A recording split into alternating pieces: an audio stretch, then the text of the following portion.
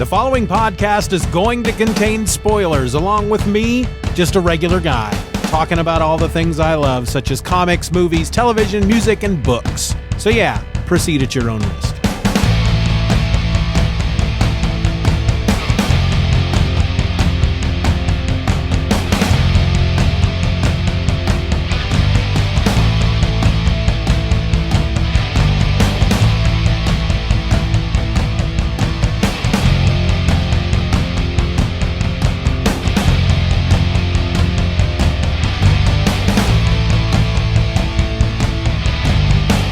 Hello and welcome to another episode of Just Another Fanboy. My name is Steven, and I have a confession to make.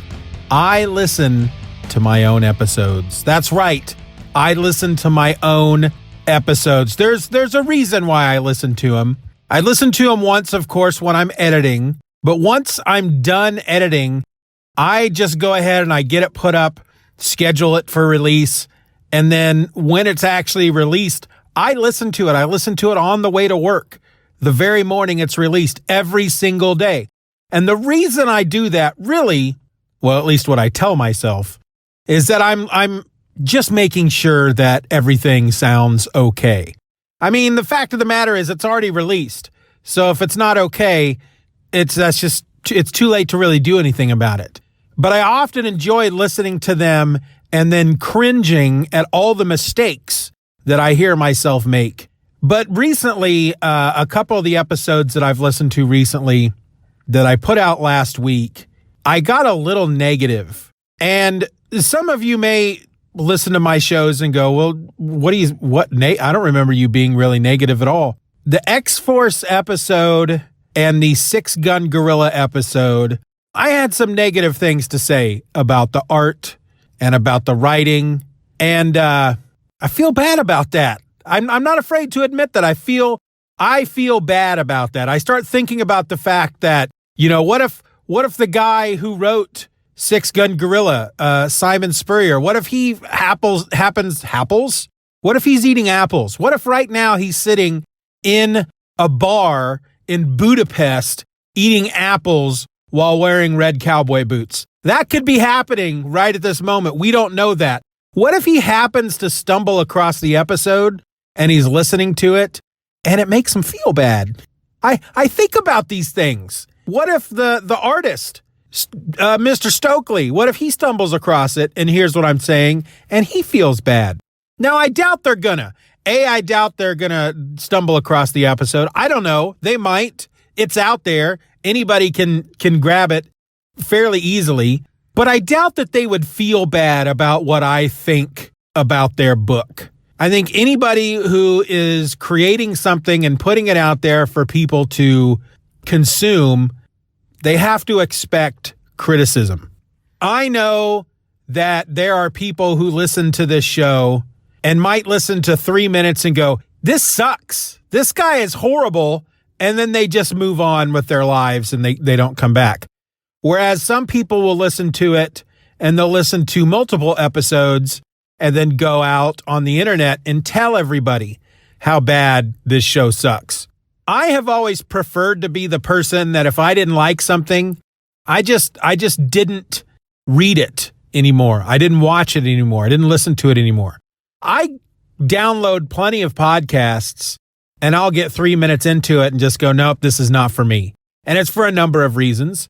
It could be as simple as the audio quality is terrible. It could be, I think, the host, for some reason, their voice just doesn't do anything for me. It could just be for a variety of reasons. But rather than send them feedback or get online and complain about it, I just move on with my life and go to the next show. That's what I prefer to do. I try not to talk about things on the show in a negative light, because what's the point? And yet I found myself doing it with X-Force issue number 1, and I found myself doing it with Six Gun Gorilla. Now, was I harsh? No, I don't feel like I was really harsh. And I think somebody like Rob Liefeld could take it. Because if you follow that guy on Twitter, what I said is nothing compared to what people say to him every single day. And I feel bad for the guy. He here's the thing about Rob Liefeld, and I kept saying it wrong throughout. That's another thing when I'm listening to my shows. I'm listening to the episode, and I kept referring to him as Rob Liefeld.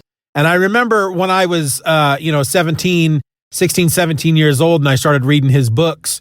In my mind, when I would see his name on the paper, it was Rob Liefeld. And I'm pretty sure it's not Rob Liefeld. I'm pretty sure it's Liefeld. But my brain had been used to thinking of his name as Liefeld for so long that a lot of times I really have to think about it to say Liefeld. I really have to think about it. So when I'm recording these shows, I'm not really thinking. There's not a lot of thought process really going on, which is why I make a lot of mistakes. But if you follow Rob Liefeld on Twitter, which I do because I happen to like the guy. And here's a guy that when he was young, when he was in his 20s, he just rocketed to superstardom as a comic book creator. He helped form an entire comic book company. He's one of the original founders of Image Comics. And through that, he helped change the face of comics. I don't know if that I would put his face on a Mount Rushmore of comics, but I do think that when you're talking about the history of comic books and the big key moments that changed things forever, his name is in there, and it needs to be in there, and it deserves to be in there. And I feel deep in my bones that the man commands a certain amount of respect because of it, regardless of how you feel about his artwork. I think the man should just command respect for the simple fact that he and his creator friends felt that creators were being paid unfairly, and they did something about it. And because of that, I think creators nowadays, and I don't have any facts to back this up, but I feel like nowadays comic book creators are a little better off than they were before these guys took that stand. He is a big advocate for creators' rights, and I think the man demands a little respect because of that. And yet, if you follow him on Twitter, and I do think there's a little bit of him feeding the trolls. I think he's looking for reaction sometimes, but he'll just Marvel will put out a news story. There'll be a news thing, a news blurb about something that Marvel's doing or something that DC is doing, and he'll react negatively to it, but not. He's not out there tweeting stuff like Marvel sucks, they're the worst. He's just, he'll point something out and he'll go, oh, probably not the best move, DC. Well, this is why I'm not reading Marvel, stuff like that. And man, the trolls just come out of the woodwork and they just pile on him. And the man takes it in stride because and I agree with him. I think he's got the best defense for what anybody says to him about his artwork. Because people will come at him like, how could you even pretend to act like you have anything to say about comic books? Because you're the worst artist ever. And a lot of these young fellers, these young men and women, they don't know. They weren't there at the time. They don't know what guys like Rob Liefeld did for comics. All they see is his artwork, which again is an acquired taste. I can see some of the stuff that he has drawn and I just love it. I just turn into that 17-year-old all over again and just like, whoa, look at this. Look at this piece that Liefeld did. Oh my gosh, it's so awesome. And then I'll look at other stuff that he did and I'll just shake my head. And, but the fact of the matter is when people come at him and they give him crap about his artwork, one of the arguments they always come at him with three things. One, your art sucks. Two, they'll show him that famous image of Captain America he drew. And three, you can't draw feet or you're afraid to draw feet.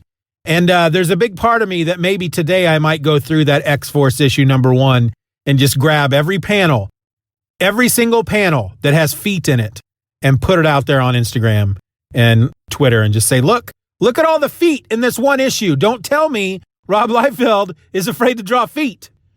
But his biggest defense, and he doesn't defend himself, he just comes back with, hey, that's your opinion. Fact of the matter is I'm hugely successful and I still sell books. Period. Boom. dropped a mic, walks out. And it's true. There are still hundreds of thousands of people that love his stuff and buy his books. They announced that Rob Liefeld is doing the art in a certain book. Boom! You're going to sell a bunch of copies. That's just the way it is.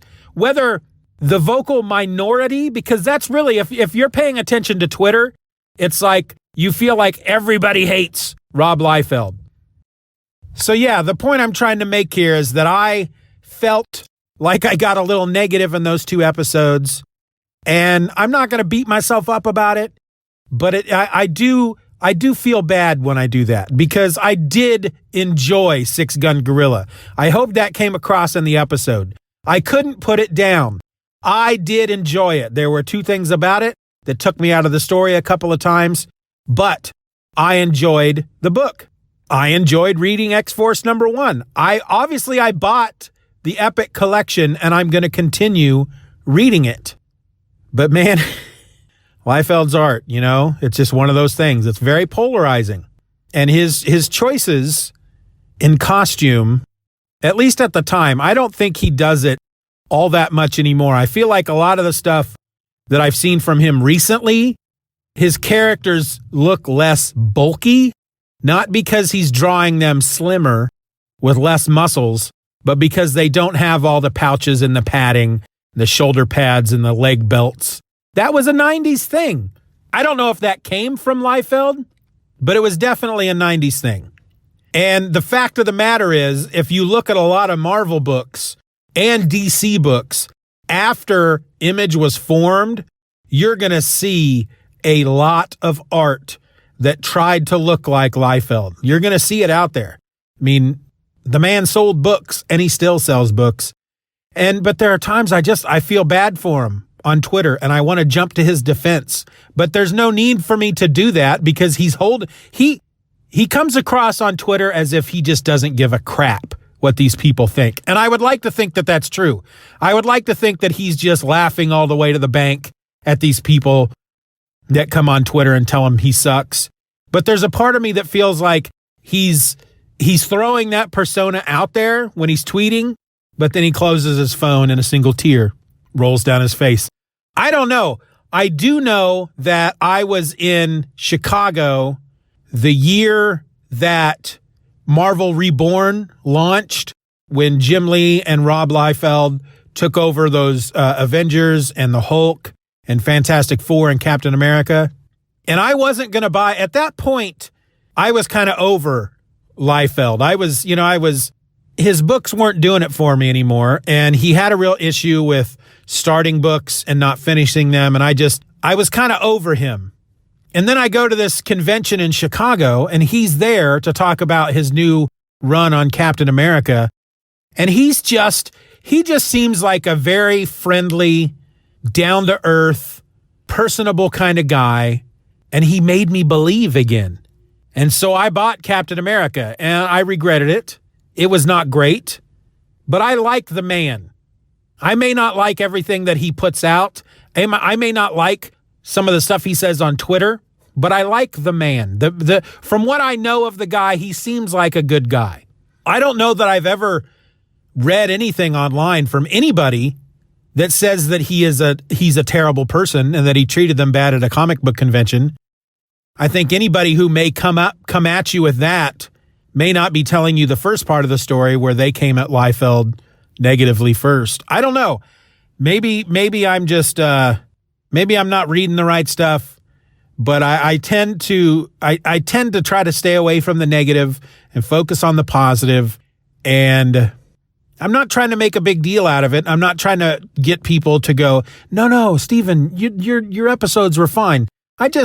I feel like folks need to know stuff like that about me. I don't know why I feel like folks need to know stuff like that about me. But I listened to those episodes, and there was a little bit in the back of my brain that thought, if those guys listen to these episodes, are they going to feel bad about that? Should I care if they feel bad? I'm just giving my opinion. Is my opinion necessary?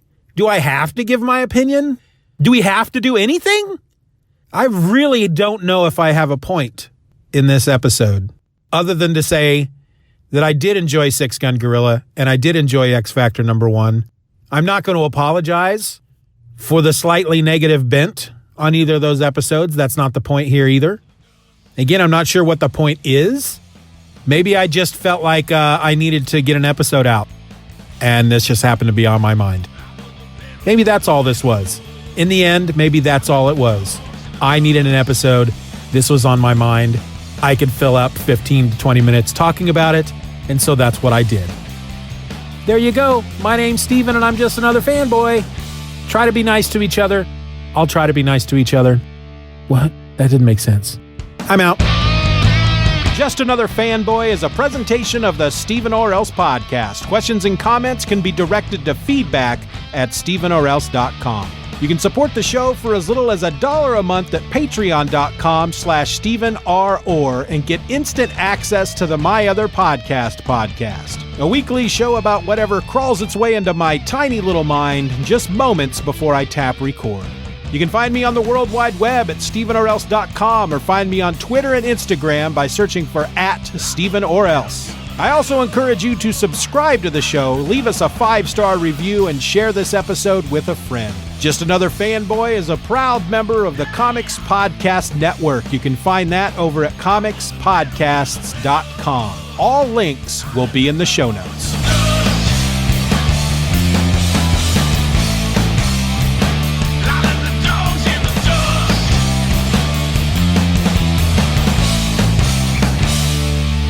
Bye-bye, Daddy. Bye-bye, Daddy. Good job.